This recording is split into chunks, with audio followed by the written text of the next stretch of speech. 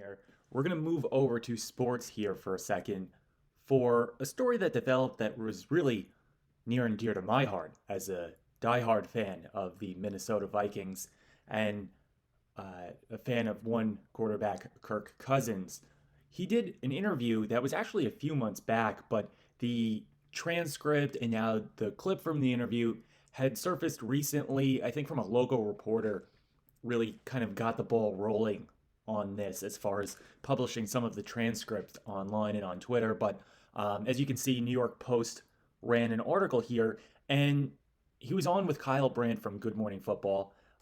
Really great show over on NFL Network. And they were talking about different things about precautions that teams and the league are taking for the coronavirus, how things are different this season as opposed to seasons past. And they eventually got on the topic of how concerned are you, Kirk Cousins, as a professional athlete, one that's obviously around in close proximity to others on a daily basis? What are your personal feelings? And this is basically how the interview went. Even if I die, I die. I kind of have peace about that.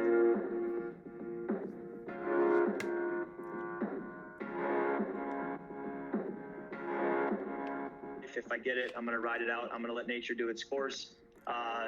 Survival of the fittest kind of an approach, and just say, if it knocks me out, it knocks me out. I'm going to be okay. Even if I die, I die. I kind of have peace about that.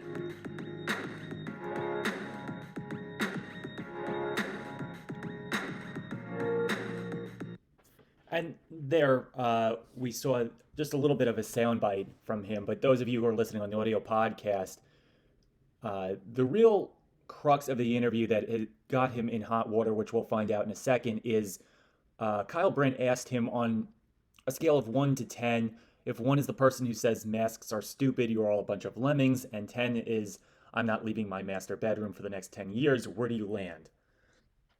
And then Cousins responded, I'm not going to call anyone stupid for the trouble it would get me in, but I'm about a 0.000001. And when asked to explain, here's the relevant part of the interview that, of course, is being left out of a lot of the coverage of this exchange, where Cousins replied, quote, I want to respect what other people's concerns are. For me personally, just talking, no one else can get the virus. What is your concern if you get it? I would say I'm going to go about my daily life. If I get it, I'm going to ride it out. But he also said that regardless of his own opinions, he's still going to be respectful to other people. And, quote, it really has nothing to do with my own personal thoughts. Now, predictably from the sports media, most notably as ESPN, of course, he was lambasted by numerous people who really refused to take this for what it is. What is it really a pretty even keel approach to the virus for someone who doesn't personally feel threatened by it. Ryan Clark said that this was an effort by Kirk Cousins to pound his chest, which, if you know anything about Kirk Cousins, I don't think he's been so bold as to ever really do anything like that in his career. That was way off base. You saw Max Kellerman, easily the biggest idiot in sports media by quite a large margin these days, said that Kirk Cousins was never the brightest bulb in the box. And both of those takes really encapsulate the sports media's blind spot here. And it's similar to what Clay Travis has talked about as far as how sports media personalities feel about sports happening in general. This particular example showed an interesting case study where those in the sports media showed that they were A, so blinded by their politics, which we'll get to in a second, and so blinded by their hatred of President Trump that they were willing to use Kirk Cousins going on a golfing trip one time with President Trump as a bridge to really paint Cousins as this kind of kook who can't really properly assess the risk, doesn't understand the data. But it also is a case of those in the media really being too lazy or too dishonest to read a couple paragraphs more in an article that'll take you about less than a minute to get through. So that combined really shows the media's true colors. And circling back to what Clay Travis had spoken about, is it really comes down to three general avenues for why those in the sports media are so against sports happening at times. Is because A, they got way out in front of them. They were over their skis as far as how serious this was and the threat that it posed and how much it really jeopardized sports happening.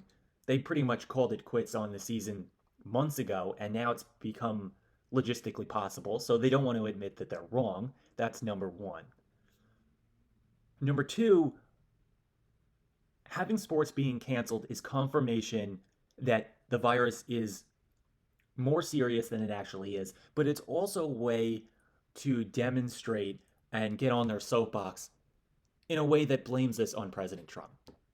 It's validation that it's another area of American life that cannot be resumed, and the reason for that is President Trump's failure to handle this virus. That's Avenue 2. And then Avenue 3 is a lot of the media types, and sports media is no different, fancy themselves believers of science. You hear that a lot, believe in science. And similar to the first of the three rationales in getting out over their skis, they really do think that the evidence is on their side. But here I think that Kirk Cousins, even putting aside my own fandom here for a second, is totally in the right. You have here a 32-year-old multi-millionaire. He makes about $28 million a year. And he has access to elite level medical care that 99.99% of the world's population will never know. And he has access to that health care at the drop of a hat. Not to mention that players get tested routinely. So for a guy like Kirk Cousins, what fear does he have of the virus? Why should he be afraid personally?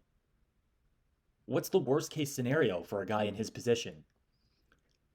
The worst case is actually missing a couple games, but as far as his personal health is concerned, he's hanging out in one of his several houses for 2 weeks, collecting on a multi-million-dollar contract, and just having to watch the game from home for 2 weeks. That's pretty much the worst case scenario here. I think it's actually bad optics for them to get too paranoid about this, for athletes to get too paranoid, too outspoken about it, because at the end of the day, there are people without jobs now. There are people without health insurance. There are people who can't afford to not work. You know, who are you to complain about your situation? You're in the lowest vulnerability of any demographic in the country. You have the means to deal with any health problem that comes your way, both physically, but also medically and financially. I think it's just not great optics to be that outspoken about your personal worries, even if you were. And at the end of the day, I think this is really a good case study, and one that, if given the objective view, is one that the sports media and really everyone can get behind. He personally doesn't feel threatened by the virus. He doesn't think that it really poses a big risk to him. But you never know what someone else is going through. Maybe they have a pre-existing condition. Maybe they live with an elderly relative. So you have to keep that in mind. So you wear the mask anyway. Even if you're not worried about the consequences for you, you take other people's concerns into account. So if you're watching this on YouTube, let me know what you think in the comments below. But I think this is a take that is both reasonable. I think it's really the most rational approach to it, and something that, regardless of where you are on the spectrum of concern for the coronavirus, is something that we can kind of all get behind and at least recognize that it's a measured take. Certainly the most measured take we've gotten from a professional athlete for the COVID outbreak to date.